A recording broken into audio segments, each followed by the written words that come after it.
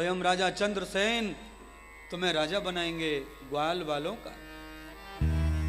आप ध्यान से कथा समझ लें महाराज। जो राजा भगवान का, संत साधुओं का पुजारी होता है, वो राजा अपने क्षेत्र के किसी भी होनहार व्यक्ति को ऊपर उठाता है, और जो राजा खाने पीने गलत कामों में फंसा है, वो कोई ऊपर जा रहा हो उसको वो सीधा नीचे पटकने की कोशिश करता है। राजा चंद्रसेन को पता चला कि मेरे राज्य में ग्वाले का बच्चा, ग्वारिया का बच्चा, उसने ऐसी पूजा भोलेनाथ की है कि उसकी पूजा से भोलेनाथ प्रकट होके महल बना के चले गए हैं।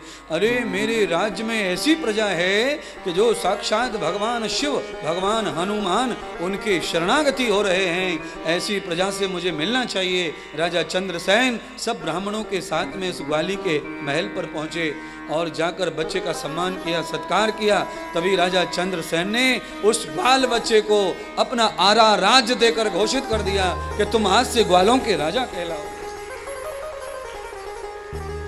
इसलिए मेरी बंधुओं बहनों, बचपन से बच्चों को भगवान की शरणागति जो लोग रखते हैं, उनके बच्चे आगे चल के राजगद्दी पर वास करते हैं, राजा बनते हैं, महाराजा बनते हैं, दिव्य बनते हैं। और जो अपने बच्चों को इस तरह के संस्कार न देते हुए ज्यादा पढ़ाने लिखाने में रुचि रखते हैं, वो अपने बच्चों को केवल और केवल शिक्षार्थी बना सकते हैं, वो कभी विद्यार्थी बना सकते नहीं।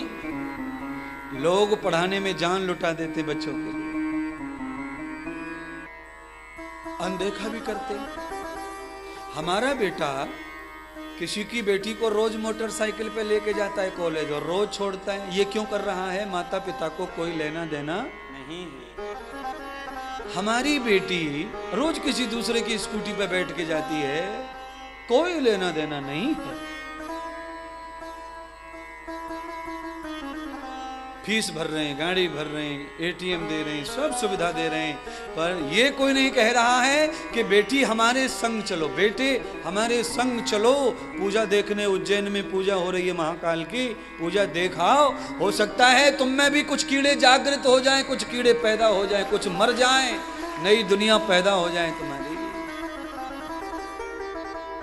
आदमी अंधा होके पढ़ा रहा है बच्चों को। और आपको पता होना चाहिए, ये मैकाले की शिक्षा पद्धति है। मैकाले ने पानी नहीं पिया था भारत को, जब तक बर्बाद नहीं कर दूंगा तब तक। ये मैकाले ने संकल्प लिया था, और हम सब मैकाले की शिक्षा पद्धति को पढ़ के गौरवान्वित होते हैं महाराज। सब कुछ खत्म हो चुका है। बस यही प्रॉब्लम है कि मैं बोल देता हूं और बाकी लोग बोलना चाहते नहीं हैं। बस ये फर्क है। मैं समाज को, देश को, हिंदुस्तान को बचाने का प्रयत्न करता हूं।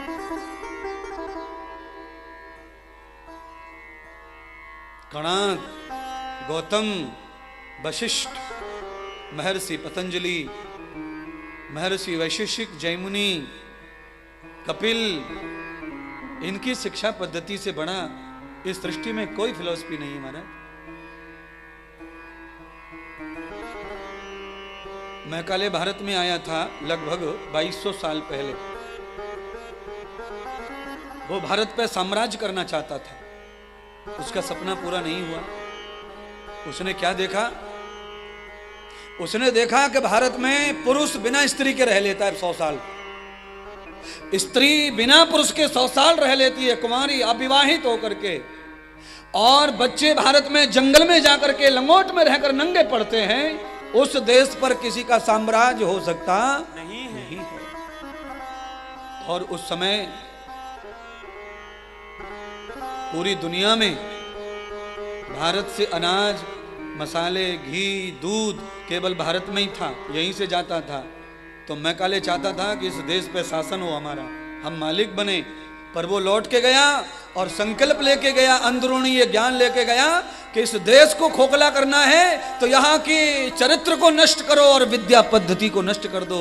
जहाँ का चरित्र और शिक्षा बिगड़ जाती है, उस देश का कहीं भी कोई भी एड्रेस जिंदा रहता नहीं।